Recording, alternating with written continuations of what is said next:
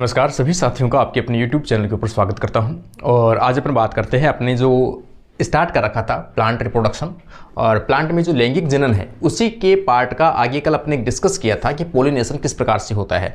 परागकणों का जो मेल पार्ट है, रिप्रोडक्टिव पार्ट है, जिसे अपन गायनोशियम मतलब एंड्रोशियम कहते हैं, एंड्रोशियम से गायनोशियम तक या स्टिग्मा तक कैसे पहुंचता है उसे क्या कहते हैं अपन, परागण कहते हैं या पोलिनेशन कहते हैं। पोलिनेशन को मैंने आपको दो प्रकार का बताया था, सेल्फ पोलिनेशन और क्रॉस पोलिनेशन। अब ये जो है कि एक जो परागकण है ये स्टिग्मा तक पहुंचते कैसे हैं, उनके आधार पर यहाँ पर दो चीज़ें हैं। एक तो बायोटिक जीव किसी जीवित जीवों के द्वारा पहुंचाया जाए, एक है किसी भी एबायोटिक पदार्थों के द्वारा पहुंचाया जाए, है ना। तो यहाँ पर दो प्रकार के इनके क्या होते हैं, एजेंट होते हैं पोलिनेशन के, कि परागकणों को एक फ्लावर से दूसरे फ्लावर की स्टिग्मा तक पहुंचाया जाता है। तो पहला जो फैक्टर है वो कौन सा है, बायोटिक फैक्टर होता है, जीवित जीवों के द्वारा फैलाया जाता है या पहुंचाया जाता है। जब परागण जीवित जीवों के द्वारा परागण है ना, जब परागण जीवित जीवों के द्वारा होता है, जैसे प्रथम सबसे ज़्यादा जो होता है वो किसके द्वारा होता है, इंसेक्ट के द्वारा होता है। अगर जीवित जीवों में देखेंगे तो सबसे ज़्यादा होता है एंटोमोफिली। और जीवित जीवों के द्वारा, कीटों के द्वारा यदि परागकण होता है या परागण होता है उसे क्या बोलते हैं, एंटोमोफिली कहते हैं। क्योंकि जो एंटोमोलॉजी है वो किसे कहते हैं अपन, किसी भी कीटों के अध्ययन को अपन क्या कहते हैं, एंटोमोलॉजी कहते हैं। तो यहाँ पर सेम शब्द है, कीटों के द्वारा परागण है तो इसे एंटोमोफिली कहते हैं। यहाँ पर अपन देखेंगे जीवीय परागण में लगभग 80% जो परागण होता है वो किसके द्वारा होता है, इंसेक्ट के द्वारा होता है, कीटों के द्वारा ही संपन्न होता है। देखो इनकी बड़ी विशेषता एडेप्टेशन क्या होगा कि ऐसा पुष्प जो अपना परागण किसके द्वारा करवाना चाहता हो, इंसेक्ट के द्वारा करवाना चाहता हो, तो उन पुष्प की विशेषता होनी चाहिए कि चटकीला उनके अंदर कलर होनी चाहिए, एक अच्छी वाली जो स्मेल है वो आनी चाहिए, खुशबू आनी चाहिए, ताकि जो इंसेक्ट है उसकी तरफ अट्रैक्ट हो सके। उनके अंदर कुछ विशेष प्रकार के केमिकल सब्सटेंस प्रेजेंट होने चाहिए, नेक्टर्स प्रेजेंट होने चाहिए, ताकि वो उनको पिकअप करने के लिए आए, उनके साथ में क्या चिपक जाए, पोलन ग्रेन उन इंसेक्ट के साथ चिपक जाए। और जब वो ही इंसेक्ट उड़कर किसी दूसरी फ्लावर के ऊपर बैठेंगे तो वहाँ पर उनके परागकण है वहाँ पर उतर जाए, किस पे, स्टिग्मा के ऊपर। तो कई विशेषता होनी चाहिए ऐसे फ्लावर की। तो ये पुष्प बड़े होने चाहिए, अट्रैक्टिव होने चाहिए, कलर्ड होने चाहिए और सुगंधित होने चाहिए, नेक्टर युक्त होने चाहिए, ताकि वो यहाँ पर आके अट्रैक्ट हो सके। एडेप्टेशन, अलग अलग प्लांटों में इंसेक्ट से पोलिनेशन करवाने के लिए विशेष प्रकार के एडेप्टेशन पाए जाते हैं। कई इंटरेस्टिंग चीज़ें ऐसी हैं जो आपको भी लगेगा कि हाँ प्लांट में भी कितना एडेप्टेशन हुआ है कि इनको इंसेक्ट के द्वारा ही करवाना है परागण। तो क्या क्या एडेप्टेशन उनकी विशेषताएं हैं। पहला एग्जाम्पल अपन सबसे बेस्ट देखेंगे साल्विया का। साल्विया का एग्जाम्पल हमेशा ऐसा है कि आपको कोई भी एग्जाम में बैठोगे तो साल्विया का एग्जाम्पल मिल ही जाएगा। मैंने इस बुक में 4-5 जो एग्जाम्पल लिखे हैं वो 4-5 एग्जाम्पल ऐसे ही लिखे हैं जो आपको किसी न किसी एग्जाम में कहीं ना कहीं देखने को आपको पक्का 100% मिलेगा आपको। तो पहला अपन देखते हैं साल्विया के अंदर पोलिनेशन किस प्रकार से होता है। साल्विया का जो फ्लावर है उसकी एक बड़ी विशेषता होती है, उसके बारे में डिस्क्रिप्शन दिया गया है, उसको अपन पहले देखते हैं। साल्विया एक लेमिएसी तुलसी जो फैमिली है, लेमिएसी जो फैमिली है उसका क्या है, एक सदस्य है। इसका पुष्प द्विओष्टिकीय होता है, 2 लोब में बटा होता है, बाइलेबिएट जिसे कहा जाता है प्रकार का होता है, जिसमें एक ओष्ठ ऊपर वाला वह दूसरा कौन सा होता है, नीचे वाला होता है। इस प्रकार की पंखुड़ियाँ लगी होती है, सीधी सी बात ऐसे है।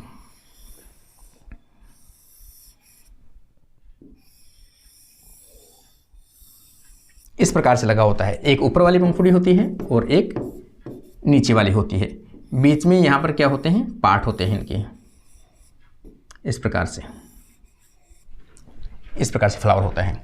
इसमें परागण वास्प के द्वारा होता है, ठीक है ना। किसके द्वारा होता है परागण, ये भी याद रखना आपको। जो साल्विया है, साल्विया के अंदर परागण किसके द्वारा होता है, वास्प के द्वारा होता है। ऊपरी ओष्ठ फर्टाइल होता है, ये जो बताया मैंने आपको, ये वाला जो भाग है ये कैसा होता है, फर्टाइल होता है। इसी में क्या पाए जाते हैं, एंथर वाले भाग, एंथर या स्टेमन पाए जाते हैं। इसमें स्टेमन लगे होते हैं, स्टेमन और पिस्टिल ऊपर वाले में पाए जाते हैं। जो ये लोब है ऊपर वाला इसके साथ लगे रहते हैं, देखो यहाँ पर बनाया मैंने, ये है ना। ये वाला कैसा होता है, स्टेराइल। आपको हर चीज़ छोटी छोटी याद होनी चाहिए। ये कैसी है, फर्टाइल है, इसके अंदर मेल और फीमेल रिप्रोडक्टिव पार्ट है वो पाए जाते हैं। निचला ओष्ठ मंच का कार्य करता है, ठीक है ना। ये क्या करता है, केवल सपोर्ट प्रदान करता है। किसके लिए काम करता है? सपोर्ट के लिए काम करता है, जो बंधे प्रकार का होता है, स्टेराइल प्रकार का होता है। साल्विया के पुष्प जो होते हैं वो किस प्रकार के होते हैं? वेरी इंपॉर्टेंट टर्म है। प्रोटोएंड्रस प्रकार के होते हैं। इनके अंदर जो नर होते हैं वो पहले विकसित होते हैं, मतलब जो एंड्रोशियम पार्ट है वो पहले विकसित होता है, स्टेम पहले मेच्योर होते हैं। तो किस प्रकार का? ये प्रोटोएंड्रस प्रकार का वेरी इंपॉर्टेंट टर्म है ये, ठीक है। तथा 2 पुंकेसर या 2 स्टेमन पाए जाते हैं। कितने पुंकेसर पाए जाते हैं? 1 और 2 पाए जाते हैं। एंथर के दोनों लोब, इनमें कितने लोब पाए जाते हैं? प्रत्येक एंथर के अंदर 2 लोब पाए जाते हैं। 2 लोब में से भी आप देखोगे, जैसे मान लो कि ये एंथर है, ये 2 एंथर है, तो इनमें से भी कौन सा एंथर ज्यादा फर्टाइल होगा? ये वाला, ऊपर वाला। अपर लोब जो होता है एंथर का वो कैसा होता है? फर्टाइल। ये देखो लोब लगा होता है। तथा ऊपरी पाली में परागकण बनते हैं। इसमें क्या बनते हैं? पोलन ग्रेन्स बनते हैं। जबकि निचली पाली जो है ये वाली, इनमें बंधे प्रकार के होते हैं। इनके अंदर जो पूरा परागकण बनते हैं वो सक्सेसफुली जर्मिनेट नहीं हो पाते, तो ये बंधे प्रकार का लोब होता है। ये तो फर्टाइल लोब है और ये स्टेराइल लोब है। इसमें परागकण देखने को नहीं मिलते हैं। तो अपने लिए तो ऊपर वाला पार्ट जो है वो सबसे ज्यादा इंपॉर्टेंट रहेगा।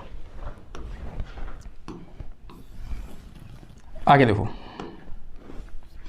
इस प्रकार का स्टेमन एक लीवर मैकेनिज्म के रूप में कार्य करता है। किसके रूप में करता है? लेवर के रूप में, मतलब दबाते हो, सेम उस प्रकार से, ठीक है, लेवर के रूप में कार्य करता है। इंसेक्ट आकर दलपुंज की मंच पर बैठता है, मतलब नीचे वाले पे बैठता है, तथा पुष्प की नली में हेड भाग देता है, अंदर हेड भाग फंसाता है, जिससे ऊपरी एंथर की जो स्टेराइल लोब है, पहले वही टच होगा क्योंकि नीचे की तरफ वही है, इस प्रकार से है। यहां कोई स्ट्रक्चर है और यहां से कोई जो मंच है ये है, और यहां पे जो इंसेक्ट है वो अपना यहां पे देगा माउथ।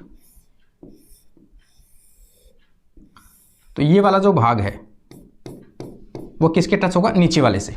नीचे वाले से जब टच होता है तो इसके ऊपर प्रेशर लगेगा, प्रेशर लगेगा तो ऊपर वाले में क्या है? परागकण है, वो क्या हो जाएगा? ये स्प्लाइट हो जाएगा, टूट जाएगा, और टूटते ही सभी परागकण किस पे गिर जाएंगे? इसकी पीठ के ऊपर, इसकी सतह के ऊपर गिर जाएंगे, ठीक है। जब इसको धक्का देता है, ये अंदर की तरफ करने की कोशिश करता है, तो ये इसकी पाली जो नीचे वाले पाली जो टच होती है, इस कौन सी वाली? स्टेराइल प्रकार की, जिससे ऊपरी एंथर की बंधे स्टेराइल लोब पाली अंदर की तरफ धकेल दी जाती है, इसे टच होती है, जिसके कारण से झटके से एक साथ फर्टाइल लोब जो है वो नीचे की तरफ झुककर कीट के पीठ पर टकरा जाती है। ये कहाँ टकरा जाती है? कीट के पीठ पे टकरा जाती है, जिसके कारण से ये फट जाएगी। परागकण पीठ पर गिर जाते हैं, और जब जैसे इसका भोजन न्यूट्रिशन पूरा होगा, ये उड़ के जाएगी, कहीं दूसरे नई फ्लावर में जाएगी, और वहां पर क्या होगा? इसके परागकण है वो वहां पर झड़ जाएंगे। तो लेवर मैकेनिज्म पाई जाती है इसमें। यह कीट बाहर आकर फिर दूसरे पुष्प में प्रवेश करेगा, तथा यह परागकण उस पुष्प के स्टिग्मा पर जाकर गिर जाते हैं। पर परागण की क्रिया संपन्न होती है। साल्विया के अंदर कौन से मैकेनिज्म पाई जाती है? लेवर मैकेनिज्म पाई जाती है। ये क्वेश्चन कई बार आ चुका है, वेरी वेरी इंपॉर्टेंट है ये, ठीक है ना, कि लेवर मैकेनिज्म कौन से प्लांट का एक बेस्ट एग्जांपल है। तो लेवर मैकेनिज्म दबने वाला जब पुष्प होने वाला जो मैकेनिज्म है वो किस में देखने को मिलता है? साल्विया के अंदर। जैसा कि ये डायग्राम यहाँ पर मैंने बनाया है, तो यहाँ पर आप देखोगे ये टच हो रहा है यहाँ पे, ठीक है ना। आगे देखोगे एक second example, same best example है यूका। कीट इंसेक्ट के द्वारा होने वाला यूका पादप में होने वाला परागण।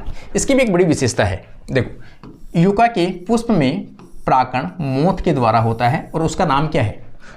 तो यहां पर प्रोनुबा यूकेसिला। ये क्या है कि म्यूचुअलिज्म शो करते हैं ये, और इसका दूसरा नाम क्या कह सकते हो?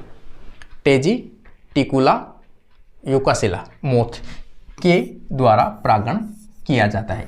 किसके द्वारा किया जाता है? खासतौर से फीमेल जो मोथ है उसके द्वारा किया जाता है। हो सकता है कभी पूछा जाए। यह एक म्यूचुअलिज्म रिलेशनशिप है, दोनों में क्या होता है? सह संबंध पाया जाता है इन दोनों के बीच में।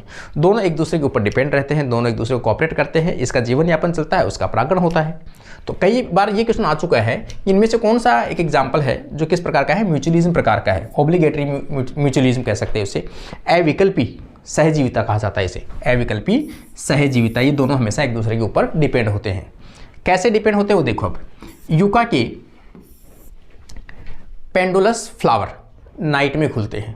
इसके जो फ्लावर है वो कैसे खुलते हैं, रात के टाइम पे खुलते हैं। पुष्प में स्टेमन छोटे होते हैं, काफ़ी अंदर की तरफ धसे होते हैं, जैसे ऐसे होते हैं ना कीप आकार का, तो उसके अंदर धसे होते हैं कीप आकार की। स्टाइल खोखली होती है, वह लंबी होती है। मोथ कीट परागकणों को अपने मुख में भर लेता है। ये जो मोथ कीट होता है वो क्या करता है, परागकणों को अपने मुंह में भर लेता है तथा उड़कर दूसरे पुष्प पर जाकर वर्तिका स्टिग्मा के ऊपर परागकणों को छोड़ देते हैं। छोड़ दिया यहाँ। अब छोड़ने के बाद में ये क्या करेंगे, वहीं पर अपने अंडे दे देंगे।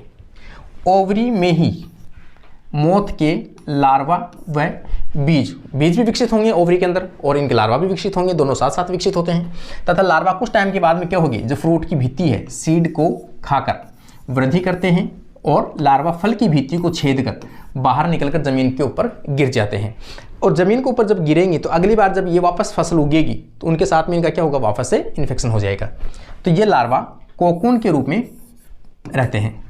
यूका में जब फ्लावरिंग आती है वापस से अगली सीजन के अंदर, तब कोकून से प्रोन्यूबा कीट विकसित होते हैं तथा पुष्प पर जाकर अपनी लाइफ साइकिल पुनः प्रारंभ करते हैं।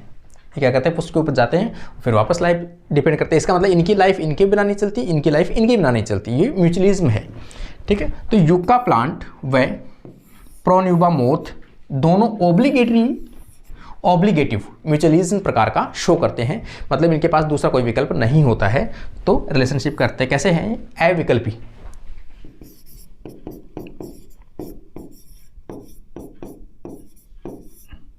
अविकल्पी सह संबंध पाया, अविकल्पी सह संबंध पाया जाता है दोनों के अंदर। देखो आगे एक एग्जाम्पल और अगर अपन देखेंगे यहाँ पर, तो एरिस्टोलोकिया ये भी एक अपने आप में बड़ा इंपॉर्टेंट एक एग्जाम्पल है। ये प्लांट एक प्रकार का प्रोटोगाइनी है। देखो इसे उल्टा है, साल्विया प्रोटोएंड्री था और ये प्रोटोगाइनी है। इसका मतलब इसमें गाइनोशियम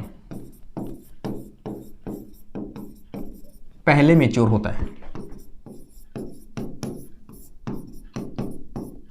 पहले परिपक्व होता है। पॉलिनेशन के लिए फ्लाई ट्रैप मैकेनिज्म पाए जाते हैं। ये याद रखना भाई, ये क्वेश्चन कई बार एग्जाम रिपीट हो चुका है। फ्लाई ट्रैप मैकेनिज्म के द्वारा परागण कौन सी प्लांट में होता है, तो एरिस्टोलोकिया के अंदर देखने को मिलता है। ठीक है ना, पहले ट्रैप होता है और बाद में इनको रिलीज कर दिया। इसे कई बार कहते हैं ट्रैप रिलीज मैकेनिज्म के नाम से भी जाना जाता है। ये पॉलिनेशन किसके द्वारा होता है भाई, सेप्रोफेगस फ्लाई।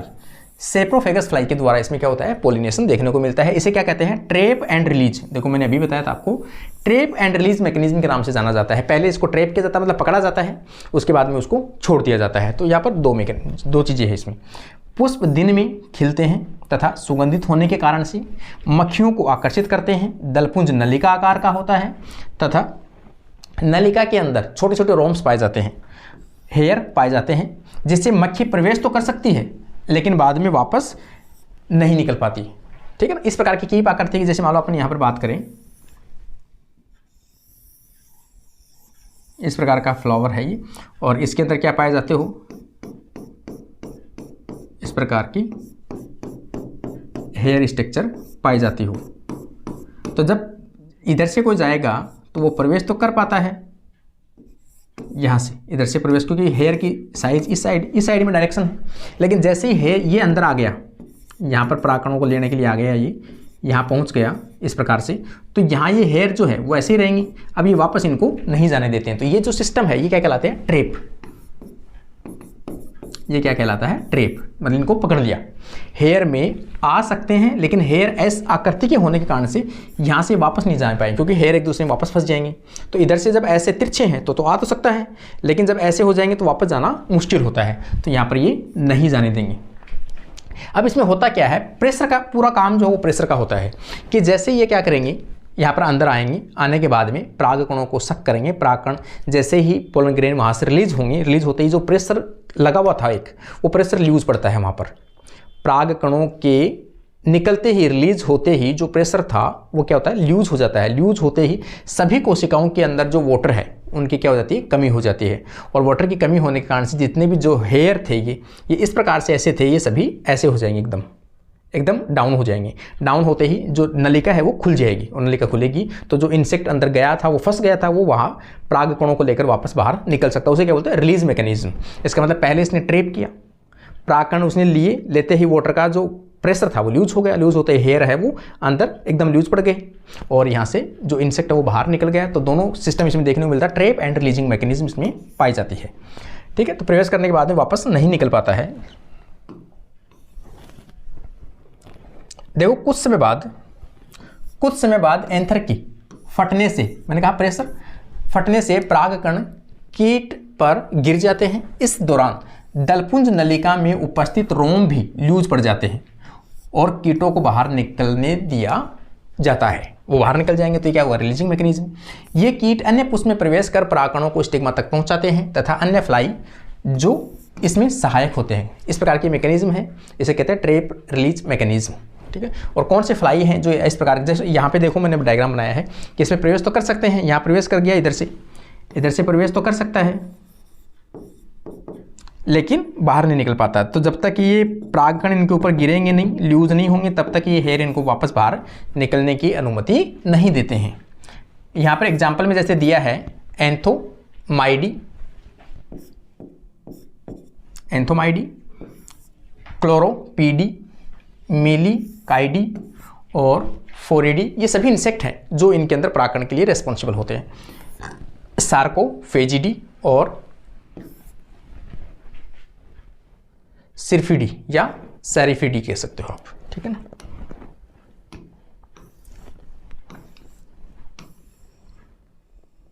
देखो फिकस का मतलब यहां पर बरगद है, पीपल है, अंजीर है, इस प्रकार के जो प्लांट है उनके अंदर परागकण कैसे होता है। फिकस की जो स्पीसीज है होती है उनके अंदर परागकण किस प्रकार के होता है, ये कौन सी फैमिली के सदस्य होते हैं? मोरेसी। ये कई बार क्वेश्चन पूछा जाता है कि फिकस है वो कौन सी फैमिली से बिलोंग करते हैं, तो ये जो बरगद वगैरह है तो ये मोरेसी फैमिली से बिलोंग करते हैं। फिकस स्पीसीज के कई एग्जाम्पल आते हैं, जैसे अंजीर है, पीपल है, बरगद है, गुलर है आदि में। पुष्पक्रम भी पूछा जाता है कई बार इनका, कि इनके पुष्पक्रम का तो कई क्वेश्चन आ चुके हैं, मैच करने वाले भी आते हैं, जिनमें से हाइपेंथोडियम प्रकार का जो पुष्पक्रम है वो किसमें पाया जाता है? फिकस वाले जो प्लांट होते हैं इनमें पाए जाते हैं, जिनमें प्यालेनुमा संरचना पाई जाती है जो ऊपर से एक छिद्र के द्वारा खुलते हैं।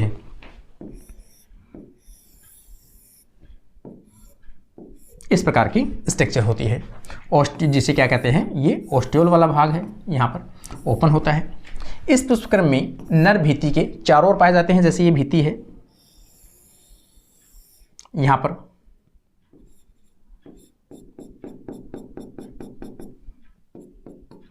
ये जो है वो सब क्या है? नर भाग है। और जो ये है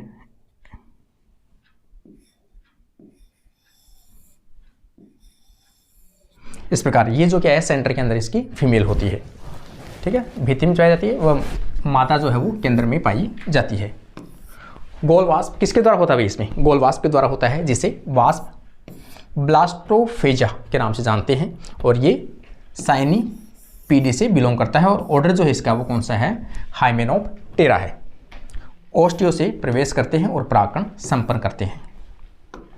कैलाट्रोपिस का भी एक अपने आप में एग्जाम्पल है, बेस्ट एग्जाम्पल है कैलाट्रोपिस जो है और ऑर्किड जो है, ये किस फैमिली के सदस्य हैं? तो आप कहोगे यहाँ पर एस्क्लेपिडिएसी की फैमिली है। एस्क्लेपिडिएसी में पोलिनिया विशेष स्ट्रक्चर पाई जाती है, कई बार अपन डिस्कस कर चुके हैं। आँख जो पादप है पोलिनिया में इनके क्या पाए जाते हैं? परागकण पाए जाते हैं। पोलिनिया की स्ट्रक्चर भी मैं कई बार बना चुका हूँ। यहाँ ब्लैक डॉट होती है, दो इस प्रकार से धागों से जुड़ी रहती है, दो थैलियाँ बनी होती हैं एक जोड़े के अंदर, और इनमें क्या होते हैं? परागकण है वो फंसे हुए रहते हैं यहाँ पर इस प्रकार से। ठीक है, पूरी स्ट्रक्चर को अपन क्या कहते हैं? ट्रांसलेटर। पूरी स्ट्रक्चर क्या कहते हैं? ट्रांसलेटर। और इन्हें क्या कहते हैं? पोलिनिया। इसका मतलब एक ट्रांसलेटर में दो पोलिनिया पाए जाते हैं तथा दो पोलिनिया मिलकर एक जोड़े के रूप में पाए जाते हैं, जिसे ट्रांसलेटर कहते हैं। बाहर की ओर एक ब्लैक डॉट के रूप में दिखाई देता है, ये ब्लैक डॉट के रूप में दिखाई देता है, जिसे क्या कहते हैं? कॉर्पस्कुलम के नाम से जाना जाता है। इनमें परागकण ट्रांसलेटर और क्लिप मैकेनिज्म द्वारा इंसेक्ट पर गिर जाते हैं तथा इनमें इंसेक्ट, कौन सा इंसेक्ट? हनी बी के द्वारा मुख्य रूप से होते हैं। इनमें सेल पोलिनेशन कभी भी नहीं हो सकता। पोलिनेशन इंसेक्ट के द्वारा चिपक कर दूसरे पुष्प के गायनोशियम जायंग तक पहुंच जाते हैं। ठीक है ना। आगे देखो, कैस्ट्रम नॉक्टुरनम, है ना, नॉक्टुरनम मतलब क्वीन ऑफ नाइट, रात की रानी जिसे अपन कह सकते हैं। और एक है निक्टेंथीज अर्बोट्राइटिस, नाइट ब्लूमिंग सैड ट्री में फ्लावर नाइट के अंदर ओपन होते हैं इनमें, और इंसेक्ट के द्वारा जो परागण है वो इंसेक्ट के द्वारा किया जाता है। इसमें मोस्टली जैसे प्लांट है, क्लीमेटिक है, एनिमोन्स है, सैलिक्स है, में अधिक संख्या में परागण पाए जाते हैं तथा इंसेक्ट के द्वारा परागण करवाए जाते हैं। एक है ऑर्किस मोरियो मतलब ऑर्किड जो है प्लांट उसके सदस्य हैं, और किसके द्वारा होता है, इनके अंदर भी इंसेक्ट के द्वारा परागण देखने को मिलता है। तो ये कुछ एग्जाम्पल हैं जो इंसेक्ट से होने वाले हैं खास तौर से। यहाँ पे एक छोटा सा और एग्जाम्पल एक बचा है, जैसे जैकुलेटर मैकेनिज्म। हाँ, हो सकता है ये एग्जाम्पल कहीं पूछा होगा, इसलिए मैंने इसमें ऐड किया होगा।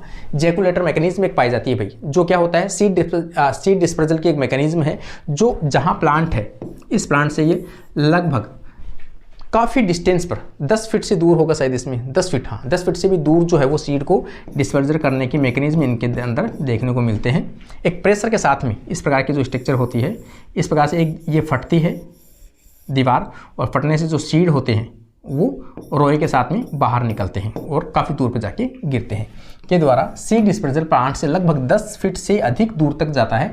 इसमें कैप्सूल फ्रूट्स पाए जाते हैं जो फटते हैं, जैसे एकेंथीज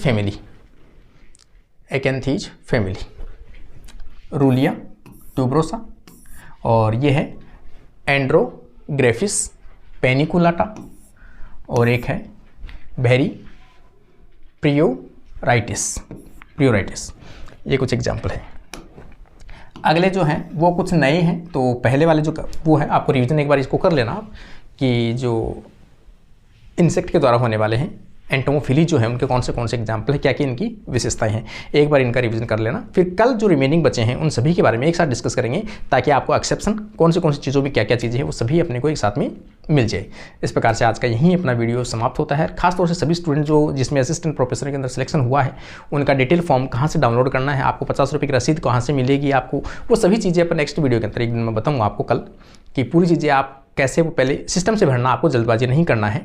अभी आज मैसेज आया होगा सभी स्टूडेंट के पास में कि 13 दिन के अंदर आपको डॉक्यूमेंट वेरिफिकेशन के लिए आपको डॉक्यूमेंट आरपीएससी के तहत पहुंचाना है बाई पोस्ट। तो उसके लिए आपको थोड़ा सा आज मैं वीडियो बनाता हूं, या तो नाइट के अंदर अभी कोशिश करता हूं, ठीक है ना, तो वो अच्छे से भरेंगे डिटेल से, तो कोई मिस्टेक नहीं करनी है। आज के लिए अपना वीडियो ही समाप्त करते हैं। Thank you.